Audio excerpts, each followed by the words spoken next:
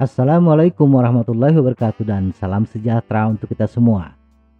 Hampir semua sepeda yang ada di pasaran sudah menggunakan rem cakram hidrolik. Rem cakram hidrolik memang lebih bertenaga dibandingkan rem cakram mekanis. Karena tenaga yang kita salurkan melalui tuas rem sepenuhnya digunakan untuk menggerakkan piston rem. Karena minyak adalah zat yang tidak terkompresi. Berbeda dengan sistem mekanis yang menggunakan kabel. Karena ketika kita menarik kabel meregang terlebih dahulu sebelum menarik tuas piston di kaliper.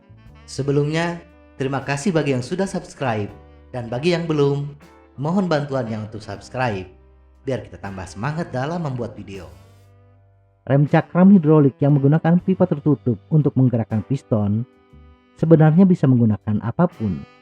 Bisa air, udara, atau apapun benda cair lainnya. Tetapi udara memiliki sifat terkompresi, termampatkan, sehingga sifatnya sama seperti kabel. Sedangkan air, walaupun tidak bisa dimampatkan, tetapi titik didihnya rendah. Sehingga bila cakram terlalu panas, air akan berubah menjadi uap. Dan uap bisa dimampatkan, yang akan sama sifatnya seperti rem mekanik. Di samping itu, rem cakram erat kaitannya dengan panas. Pergesekan bantalan rem dengan cakram akan menimbulkan panas. Apalagi bila kita bersepeda menuruni turunan yang panjang dan menekan tuas rem untuk mengurangi kecepatan, cakram rem akan menjadi panas. Air memiliki titik didih atau titik uap yang rendah, sehingga bila menggunakan air, rem kita bisa tiba-tiba blong. Setidaknya ada dua jenis cairan hidrolik yang digunakan, yaitu cairan DOT dan minyak mineral. Cairan DOT adalah cairan hidrolik standar untuk sistem rem. DOT adalah singkatan dari Department of Transportation Amerika Serikat. Kalau diterjemahkan, DOT adalah dishub.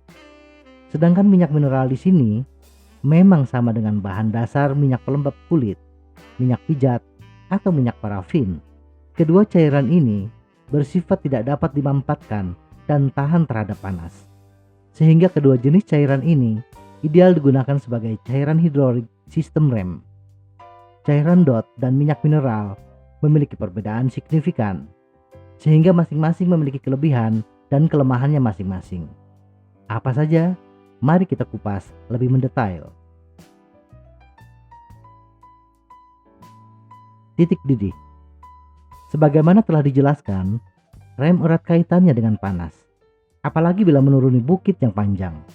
Nah, cakram yang mengalami overheat akan membuat cairan hidrolik yang ada di kaliper menjadi panas.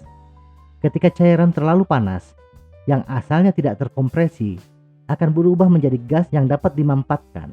Akibatnya, kinerja pengereman pun terganggu. Cairan DOT dapat menyerap air, sehingga bila cairan sudah lama atau terbuka ketika penyimpanan, maka cairan DOT akan mengandung air dan akan menurunkan titik didihnya. Sedangkan bila cairan DOT dalam keadaan kering, DOT 3 memiliki titik didih 205 derajat Celcius, DOT 4 230 derajat Celcius, dan DOT 5 260 derajat Celcius. Sedangkan untuk minyak mineral yang memiliki sifat tidak menyerap air, sehingga titik didihnya konstan, sekitar 270 derajat Celcius. Menyerap air. Walaupun sistem rem cakram menggunakan pipa yang tertutup, tapi lama-kelamaan air akan masuk melalui pori-pori mikroskopis di saluran rem, di kaliper, dan tuas rem. Cairan DOT akan menyerap air sedikit demi sedikit, sebanyak kurang lebih 3% selama 2 tahun. Cairan DOT yang sudah tercampur air ini akan mengurangi kinerja pengereman, karena air akan cepat menguap yang akan mengganggu sistem pengereman. Walaupun minyak mineral tidak menyerap air, bukan berarti bebas dari masalah. Air akan tetap masuk ke sistem rem dan celakanya, air akan menumpuk di dekat kaliper karena posisi paling bawah. Sehingga yang merasakan efek panas paling dahulu adalah kumpulan air ini. Inilah yang menyebabkan rem bisa blong, tidak memiliki tenaga mendorong piston di kaliper. Harga dan ketersediaan. Penggunaan cairan DOT sebagai cairan rem di dunia otomotif membuat cairan DOT tersedia secara luas. Dan tentunya dengan harga yang lebih murah pula bila dibandingkan dengan minyak mineral. Minyak mineral biasanya diproduksi khusus oleh pabrikan sepeda seperti Shimano. Tetapi karena penggunanya tidak sebanyak otomotif, ketersediaan barangnya pun tidak sebanyak cairan DOT dan menyebabkan harganya pun relatif lebih mahal. Menggunakan minyak mineral yang ada di apotek memang murah, tetapi kemurniannya tidak terjamin. Minyak mineral di dunia kosmetik sering bercampur dengan bahan yang lain, sehingga titik didihnya tidak bisa dijamin. Bila tetap ingin menggunakan minyak mineral, gunakan produk yang memang khusus untuk sepeda.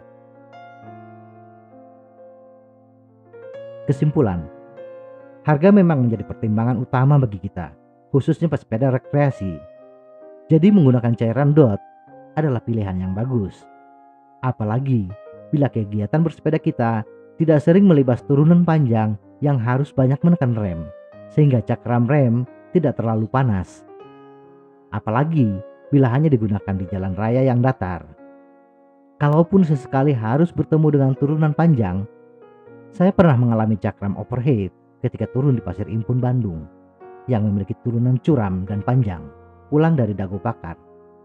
Usahakan berhenti di tengah perjalanan sambil mendinginkan cakram. Tetapi bagi pesepeda yang lebih sering mengalami cakram panas, lebih bagus menggunakan minyak mineral yang memiliki titik didih lebih tinggi dibandingkan cairan DOT biasa. Kemudian, bagaimanapun rapatnya sistem rem, air tetap akan masuk ke dalam tabung cairan rem bercampur dengan kotoran lainnya. Maka sebaiknya kuras dan ganti cairan rem setidaknya setahun sekali. Semoga informasi ini bermanfaat. Tetap sehat. Salam goes.